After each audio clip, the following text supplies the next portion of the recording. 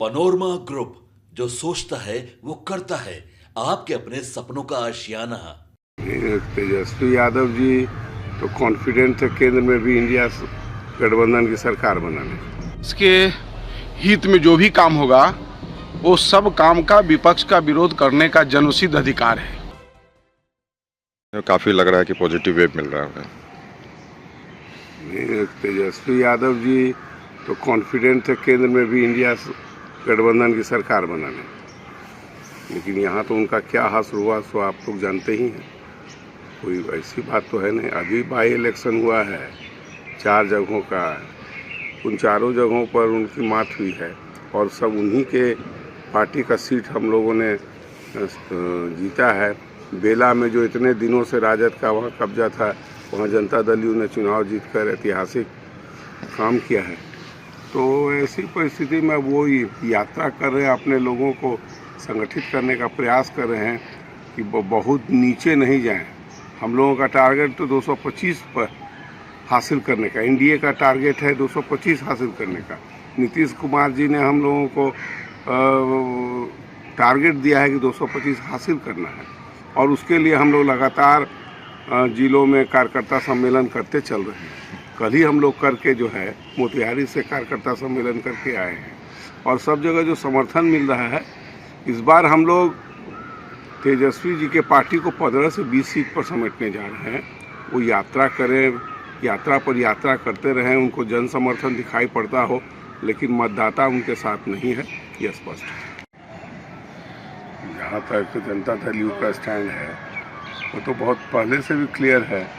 Party तो चाहती है कि 1 नेशन 1 इलेक्शन हो और पहले भी होते रहा है। आज़ादी के बाद से लगातार 52 में, 57 में, 62 में, 67 में सब एक समय ही हुआ है इलेक्शन। कोई नई बात नहीं है। पता नहीं क्यों विपक्ष इस बात को लेकर एक मुद्दा बनाने की कोशिश कर रहा है। विपक्ष सदन में मजबूत हो चुकी है और इस बिल को लेकर क्या रहेगा आप लोग की?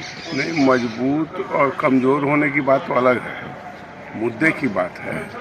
संविधान का निर्माण हुआ, संविधान का जब निर्माण हुआ उस समय जो इलेक्शन हुए, उस समय तो एक साथ सब इलेक्शन हुए ही थे।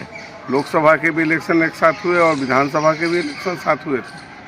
कोई नई बात नहीं है। बीच में जो है इलेक्शन, बीच में सरकारें गिरने लगीं तो मध्यावधि चुनाव होने लगे। अब इतना ही है कि वो मध्यावधि चुनाव को भी एक बार में कराने का, टर्म को उसको छोटा करके, और उस टर्म के लिए ही जैसे विधायक लोग चुने जाते हैं 5 साल के लिए, लेकिन बीच में अगर कोई घटना घट जाती है या वो उनकी सदस्यता चली जाती है और फिर चुनाव होता है तो फिर तो छोटे ही टर्म के लिए ही होता है। उनको तो 5 साल के लिए फिर चुना नहीं जाता है जी। उसी संदर्भ में तो बात है, कोई नई बात तो है नहीं। लेकिन विपक्ष को आजकल हर बात पर मुद्दा बनाना है तो बनाए, लेकिन देश हित में तो मुझे तो लगता है कि ज़्यादा अच्छा है कि 1 नेशन 1 इलेक्शन हो जाए। लोकसभा विधानसभा तो ज़रूर हो जाए और इसके बाद जो बाकी जो लोकल निकाय का इलेक्शन है उसके बारे में तो सरकार कह रही है कि 100 दिन के अंदर हम उसको करा लेंगे। तो इससे निश्चित रूप से एक वातावरण अच्छा तो बनेगा ही, काम करने का माहौल मिलेगा, इसमें कहाँ दो राय है। अभी देखिए लोकसभा का चुनाव हो गया, लोकसभा का चुनाव ख़त्म नहीं हुआ, रिजल्ट मिला नहीं कि तुरंत हरियाणा और जम्मू कश्मीर का चुनाव होने लगा। फिर देश भर में फिर एक चुनाव स्टेक आ गया कि अभी मोदी जी की पॉपुलैरिटी घटी ही हुई है या और घट रही है या बढ़ रही है। फिर उसका रिजल्ट आ गया। उसके रिजल्ट आने के बाद अभी लोग सांस भी नहीं लिया है कि महाराष्ट्र और झारखंड का चुनाव हो गया। तो ये चुनाव अब आने वाले समय में, अगले साल जो है 25 में चुनाव आपको दिल्ली का होने वाला है, बिहार का होने वाला है। तो चैन तो नहीं है और जो एकाग्रता के साथ विकास के लिए सोचना, लोगों के लिए सोचना, समय नहीं मिल पाता। सारा जो मशीनरी है वो इसमें तो लग ही जाता है, चाहे पॉलिटिकल पार्टी का मशीनरी हो चाहे गवर्नमेंट का मशीनरी हो, इसमें लग ही जाता है। और मुद्दे भी, पब्लिक भी जो है इसकी चर्चा करने लगते हैं, कौन अभी लोकप्रिय है या कौन अलोकप्रिय हो गया। अभी आप देखें कि लोकसभा के चुनाव के बाद अचानक राहुल गांधी के बारे में पूरा देश, या देश क्या मतलब कुछ प्रेस के लोग और उनके कुछ लोग कहने लगे जैसे लगता है राहुल गांधी बहुत बड़े राजनेता के रूप में उभर गए हों। और अभी जब रिजल्ट आ गया पुनः हरियाणा का, महाराष्ट्र का, तो फिर हो गया कि नहीं, राहुल गांधी अब ठीक नहीं है। और देख भी रहे इंडिया गठबंधन जो है एक होके चल नहीं रहा है, अपने मुद्दे, अलग अलग मुद्दों पर अलग अलग राय है उनकी।